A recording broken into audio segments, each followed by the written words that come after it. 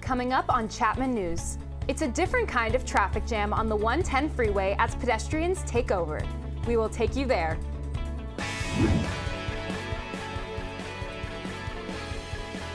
I'm Avery Feldman here at the Pumpkin Patch in Orange. I'll have your favorite fall activities coming up.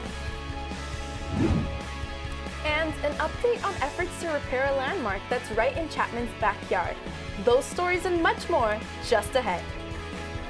From Dodge College of Film and Media Arts, this is Chapman News.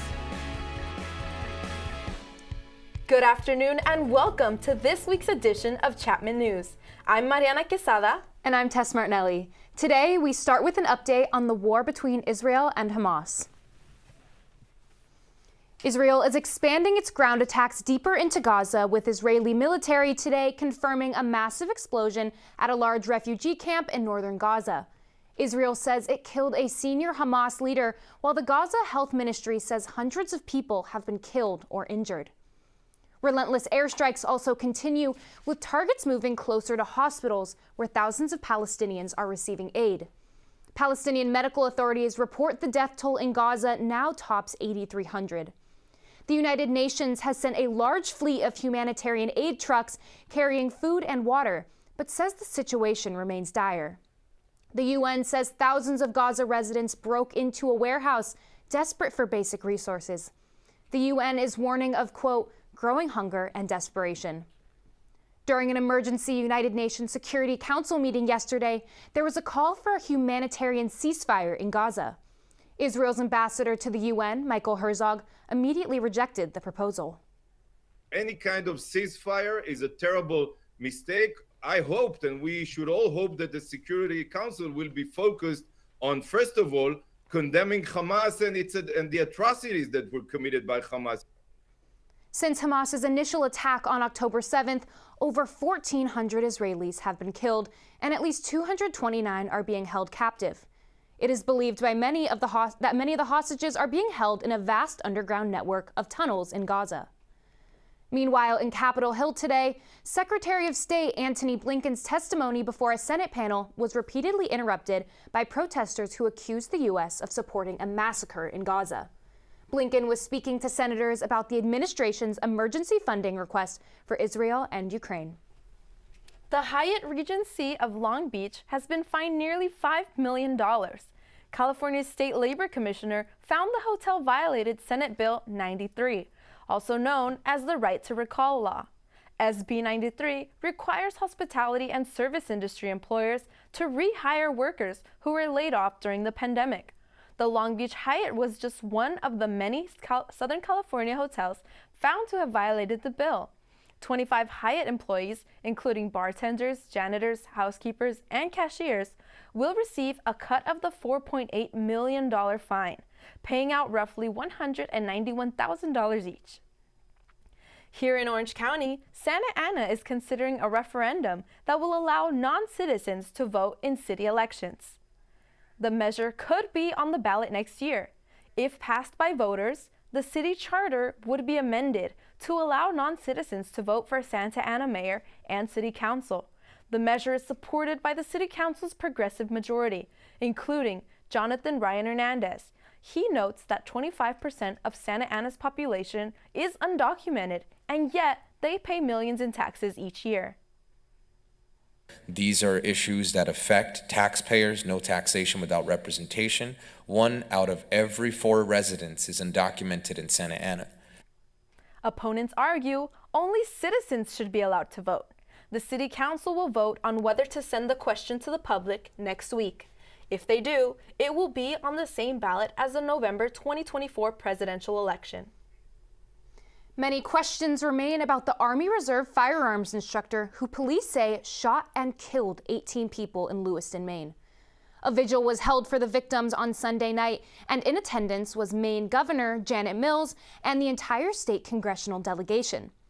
The gunman was Robert Card, an Army Reserve member who 3 months ago was denied a purchase at a gun shop because he acknowledged he had been treated at a mental health facility. He had been admitted to a facility for 2 weeks after saying he heard voices and threatened to shoot up a military base. Card was found dead Friday from a self-inflicted gunshot wound. Investigations into the incident are ongoing. A state awareness alert was sent to police last month to be on the lookout for Card after he made threats against his base and fellow soldiers. Former President Donald Trump's children are set to testify at his civil fraud trial starting tomorrow. Donald Trump Jr. will take the stand tomorrow, Eric Trump on Thursday, and Ivanka Trump on Friday. Trump is being accused by the New York Attorney General of inflating the value of his assets to help obtain favorable loans and insurance deals. Trump has denied any wrongdoing, calling this trial a politically motivated sham. Trump could be fined $250 million and be banned from doing business in New York City, stripping him of his holdings and properties, including Trump Tower.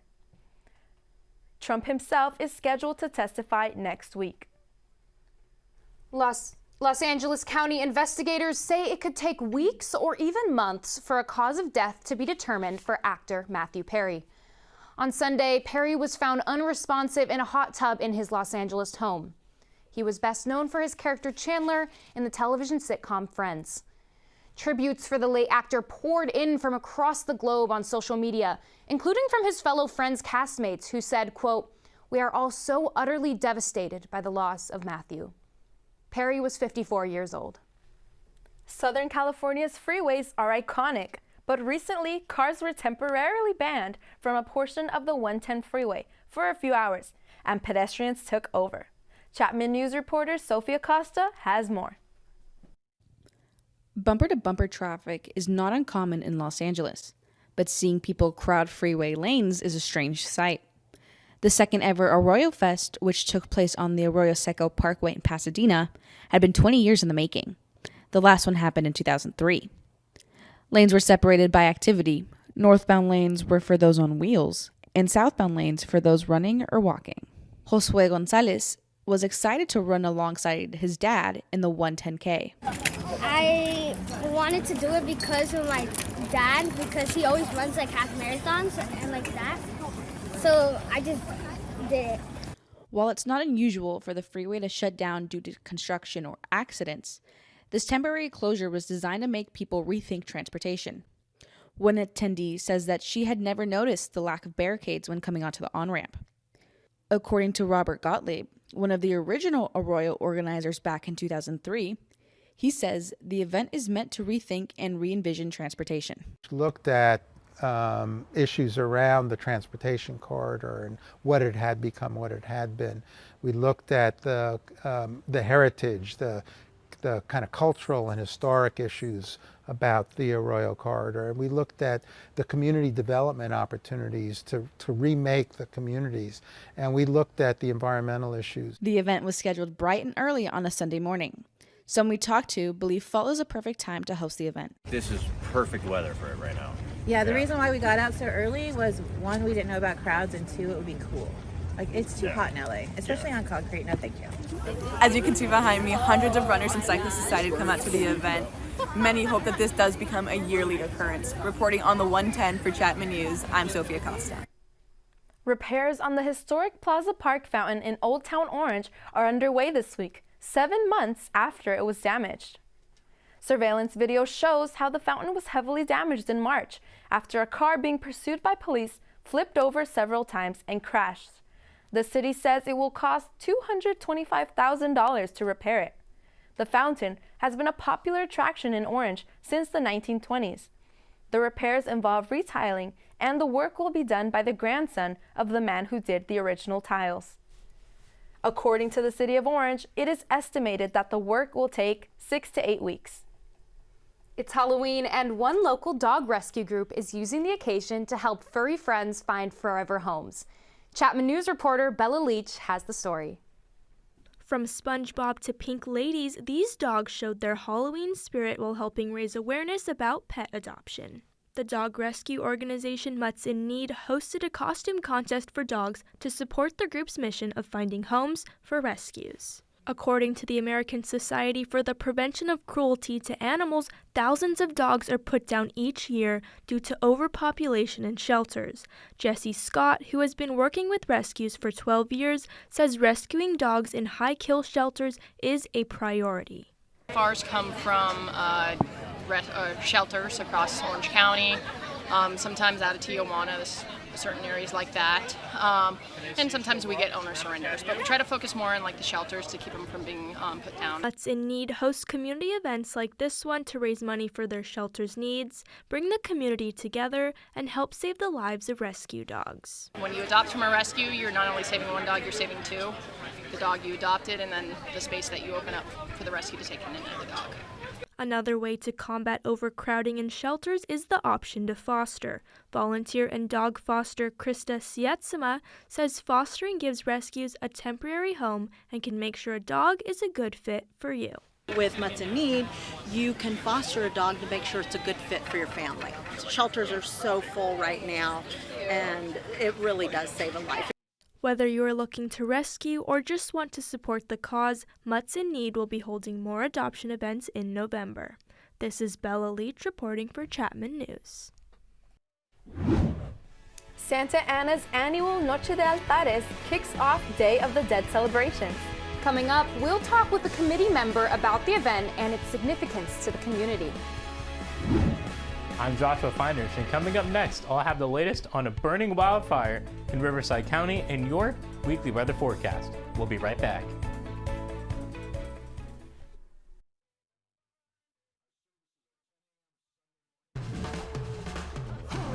When you adopt a shelter pet, you discover their unique mix of all kinds of traits. Where'd Wiley go? Where's Wiley? Ah, there she is. Paw? Do you remember being an ancient wolf? Do you ever feel the call of the wild? You're a renegade cop, and I'm a con woman with nothing to prove. But together, we could really solve this murder. They're a little bit of a lot of things. But all of them are pure love.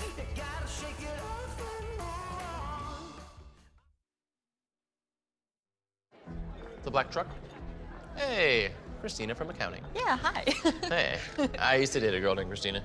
Oh, really? Yeah, and then she dumped me for my best friend. You want to see some photos of them that I took? I don't. I thought we talked about this, buddy. Buzzed and overshared again? Yeah. Yeah. I'm gonna call a car. That's a smart idea. So yeah, I know, that's why I did it. Hey, you're gonna get back to the top of the mountain. Does that mean I'm gonna get back with Christina? No. Oh. No. I adopted Bento in 2010 from a shelter. As it turns out, we have very similar personalities. And this cat makes me make art because he's always motivating me to take pictures of him, to draw pictures of him.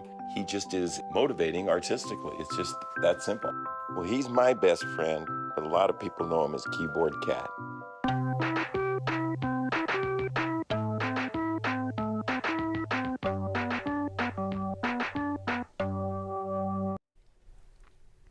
The Day of the Dead is a traditional holiday that honors loved ones who have passed.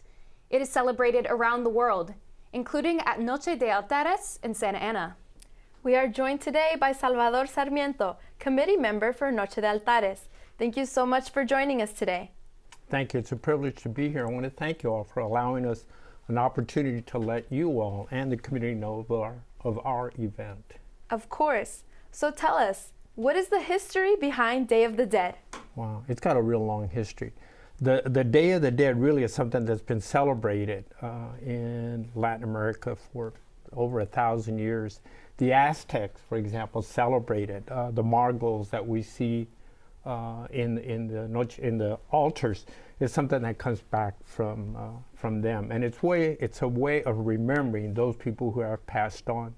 When the Catholic Church got involved in Latin America, the Day of the Dead started changing. That's when you started seeing more of the candles, the crosses. And it's basically, most altars have three things, or four things. One is the candle to light up so the people that are coming to visit you that passed on can see their way. The flowers are for the smell, so that the people can smell. You put their favorite foods on. You put pictures to remember them by. So it's got a long, long history, and it's something that we want to continue and let people know of it. Yeah, absolutely. And why is this so meaningful and important for the Latinx community? I think it's a way of us standing on the shoulders of those that preceded us recognizing our past. And I think once you recognize your own past, you become stronger because you feel good about yourself. It's a way of organizing and people come together and allows you to discuss issues that may be affecting your community and allows you to work together toward a certain goal. So it's used for many things, but most of all to bring people together, people remembering their past ones.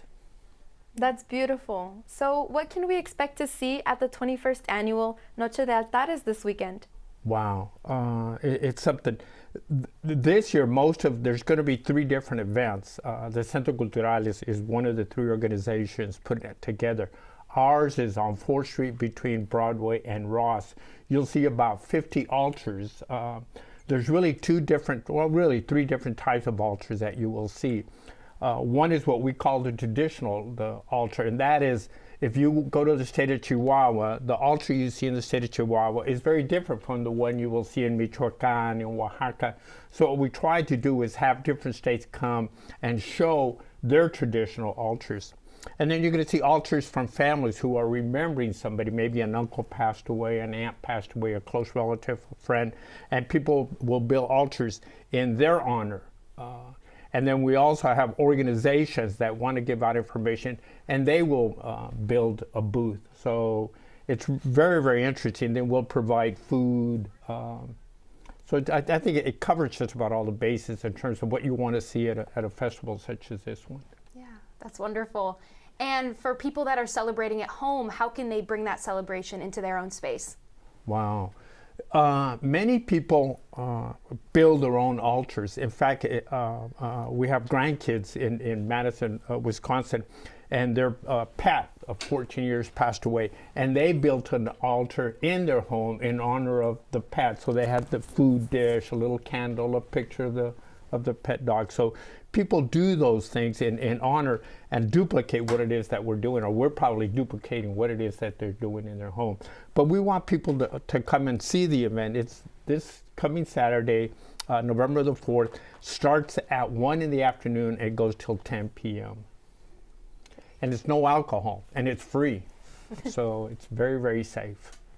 Wonderful. Thank you so much for joining us today. Salvador Sarmiento, committee member for Noche de Altares. You can visit the event this Saturday in downtown Santa Ana. For more information, you can check out nochedealtares.info. I think that it's time for some fun this Halloween. Have you carved your pumpkin yet? I have not, but Chapman News reporter Avery Feldman is live at the pumpkin patch in Orange to help us pick one out. That's right. If you have not gotten your pumpkin to carve yet this season, look no further than here at the Irvine Regional Park. The Irvine Park Railroad hosts an annual fall pumpkin patch from mid-September through Halloween. The pumpkin patch has both train and hay rides, face painting, bouncy houses, and panning for gold. Avid pumpkin patch goers Hannah and Lily Toe say they come to the patch every year. Your favorite activity at the pumpkin patch? To decorate the cookies. And how did you decorate your cookie? As Halloween themed. The patch also offers tractor races, cookie and pumpkin decorating, and carnival games. Pumpkin patch marketing specialist Devin Matthews says the patch has been a staple in the Orange community for over 10 years. The pumpkin patch is a great place for families to come with their little ones or their older children or even people without kids to enjoy the outdoors and enjoy the fall festivities down here in Southern California. The pumpkin patch brings the community together all year round. The patch holds a Great Pumpkin Weigh-Off, where participants grow their pumpkins a year in advance. This year, the winner's pumpkin weighed in at 1,708 pounds. And the champion actually had to get a forklift to take it over his house onto the truck to get it here. So pretty big pumpkins made it out here this year. The pumpkin patch is free for all ages.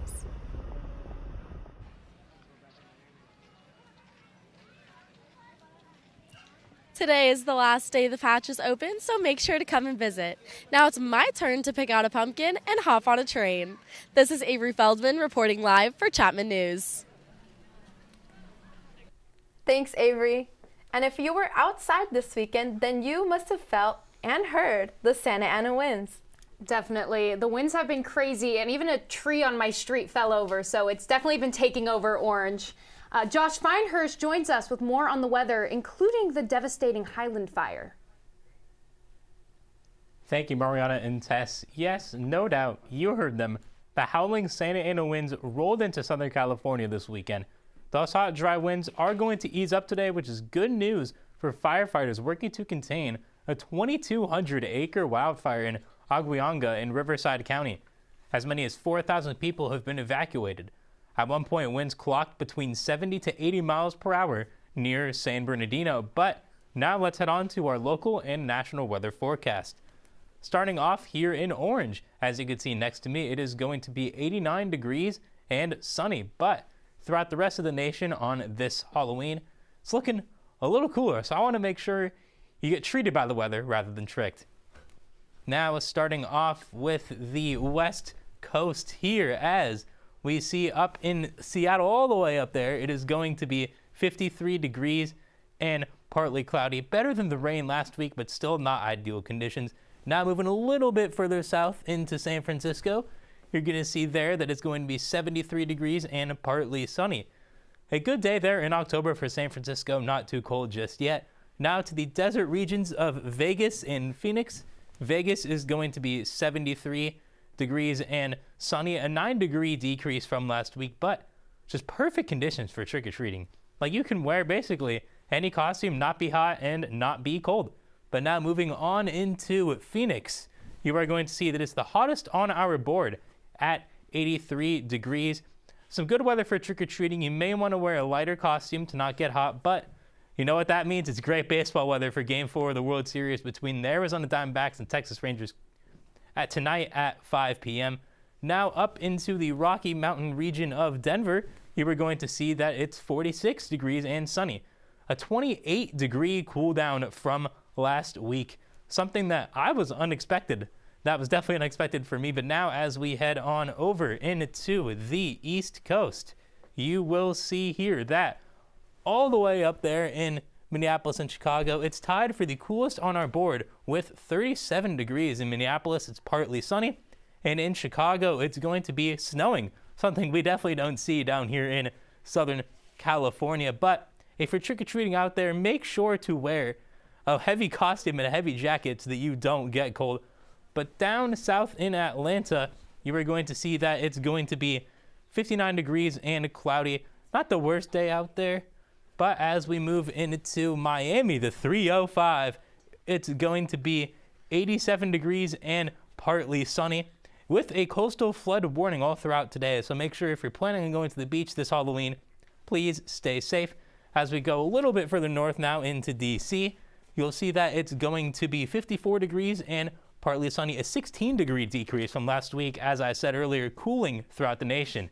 And now last but certainly not least, all the way up there, we got the Big Apple at 50 degrees and partly sunny. Again, a 14-degree decrease from last week, but not terrible weather as we now move to our local Orange County forecast. Starting up in the hometown of Newport Beach, it's going to be 82 degrees. And down here in Laguna and San Clemente, it's going to be 81 and 85. Up inland in Mission Viejo and Irvine, it's going to be 87 and 88. And now up to North County, in Orange and Westminster, it's going to be 87 in Westminster, and Orange County tops out the board at 89. Now, as we go to our 5-day Fenestra forecast, today, as I said, will be 89 degrees, sunny with a low of 55.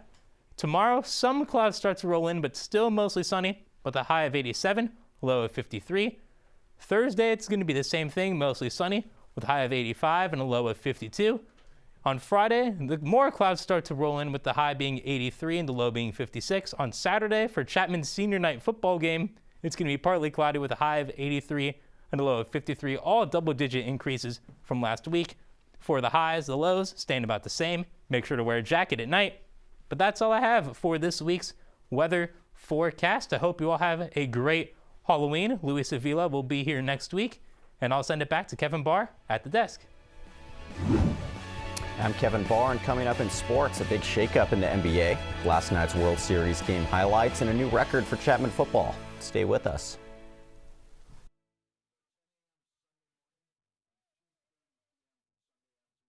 You are in the middle of a game. Adrenaline coursing through your body. And you are calling the shots.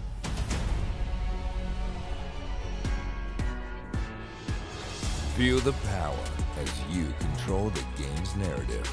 From commentator to camera virtuoso, replay wizard to unyielding director. There is no better experience than being in the moment. Challenge your limits and embrace the electrifying rush that comes with the crowd's roar. You never know the epic plays you will capture and the masterpiece you could make. You could be an amateur learning on the fly or a pro wanting to expand your skills. You will always fit in.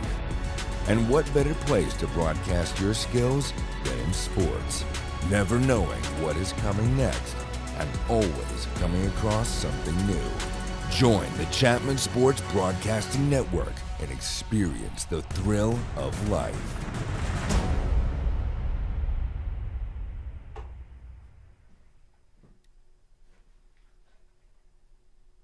All students can now ride Southern California area Metrolink trains for free. This month, Metrolink launched the Student Adventure Pass. Students, both K through 12 and college, can register their school email and address in the Metrolink app, and they will automatically receive the Student Adventure Pass on their phone. It is also possible to get a physical ticket at stations in Southern California by selecting the student fare at the ticketing booth. The program is a collaboration between Metrolink and the California Department of Transportation, who provided the funding through its Low Carbon Transit Operations Program. The purpose of the program is to increase students' use of trains, a group that currently accounts for just 17% of riders. The Student Adventure Pass program is expected to last until March of next year, or until funding runs out. It's become one of Orange County's most popular Halloween traditions. Treats in the Streets takes place in Old Town Orange and the Circle. It's a big, family-friendly event, and parents are happy with how safe the area is made for kids. I like how they close the streets off like that, and it's easily accessible just when we're walking on the streets. Highlights include a costume parade, and kids have fun trick-or-treating at each store in the Circle. This is one of Orange's biggest community events. It's important mainly because the kids love it, therefore the parents love it. It's just a great thing for families. It's a way to celebrate Orange, celebrate our beautiful Plaza areas. Treats in the Streets has been held in Orange for more than 20 years now. Mariana, I prefer reality TV to real-life sports, but our Chapman sports teams have been impossible to look away from recently. Same here, Tess. Chapman teams have been scoring new records left and right. Our very own Kevin Barr joins us now with that story and more.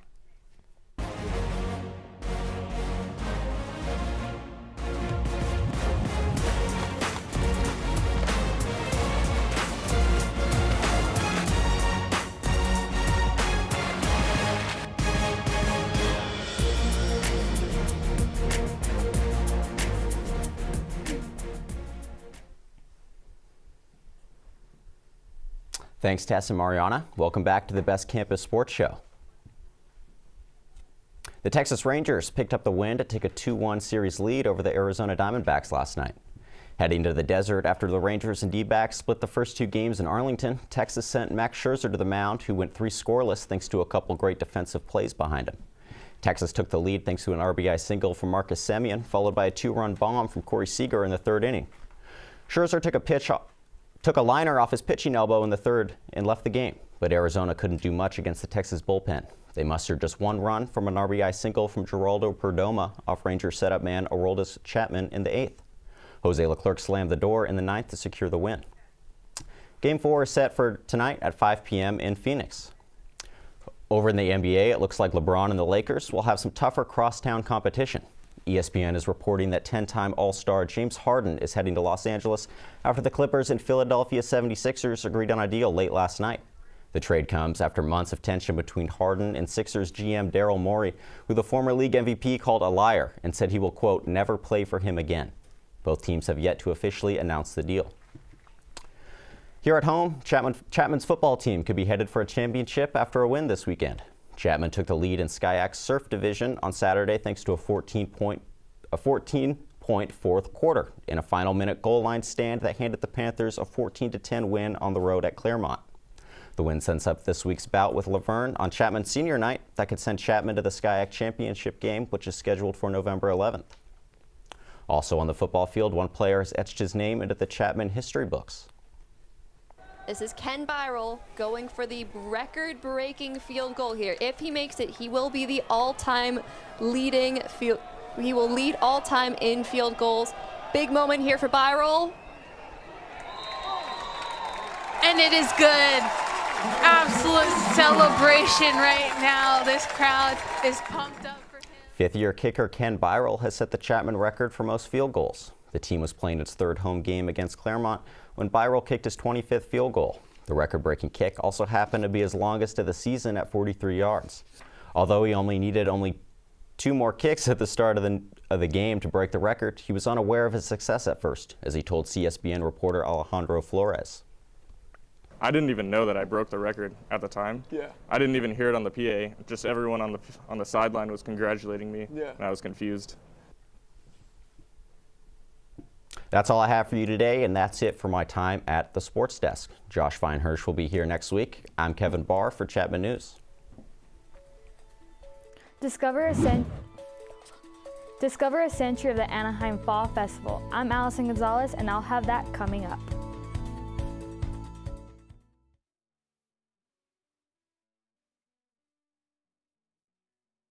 When I was your age, I was just like you, fascinated by stars.